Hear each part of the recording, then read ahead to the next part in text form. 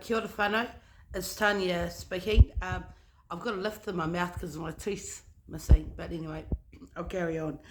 Um, I just want to say to lots of you, because you work in mental health, um, if they can come at me, they can come at you. So I was a needs assessor in mental health. A needs assessor is that I go into agencies and then I talk to tangata whai order, which is clients, and I ask them questions and see how the agency's going, and then I make referrals to adjust that. I was given sponsorship from Taranaki Base Hospital, which is an army base. They sponsored me in mental health, so I was pretty big. They ended up closing that in Tutamu because they couldn't meet my requests. Anyway, I have come to Lower Huts, and it is the most pathetic mental health system I've ever been in, and I am taking them to court. You can see my past post on why that is and why I'm taking them to court. I'm taking them to court for attempted murder. Anyway, whānau,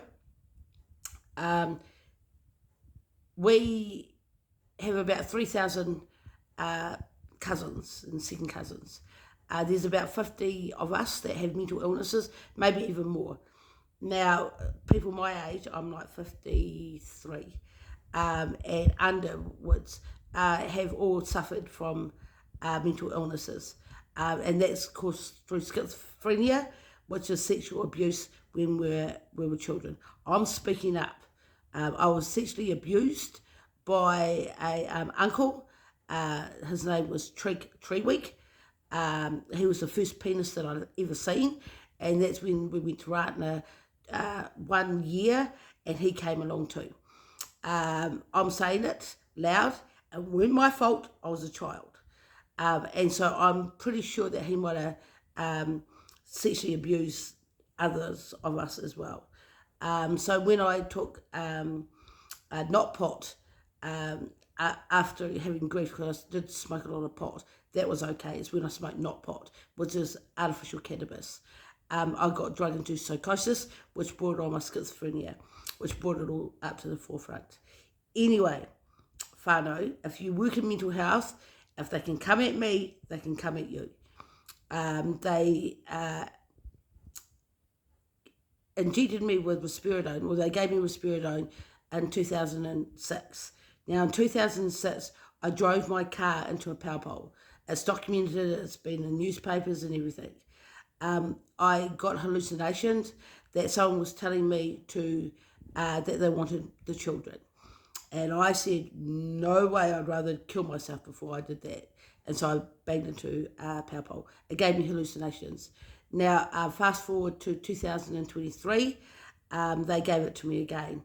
I told them that that's what that risperidone done it to me, and that they needed to see my medical records in Taranaki Base Hospital. They didn't, and they injected me. Now, I've got a war mat that's got a peacock on it that I got given when I was a child from my dad. That peacock looked like it was praying. I even rang up my daughter and said, the peacock's praying, Grayson. I had hallucinations. And so what I did is I took a remedy, a homeopathic remedy, and it flushed it out of my system 3 weeks ago. Anyway, they turned up at my house today, and yesterday or the day before, and they wanted to inject me again with the same medication. I said, that's attempted murder. And so I'm taking them to court for attempted murder. They want me to go into a mental health jurisdiction, which means that it's under mental health that they have their own court system. This needs to be publicly said, and this needs to go into a court of law, because they should have picked this up a long time ago, and I don't think this problem's isolated.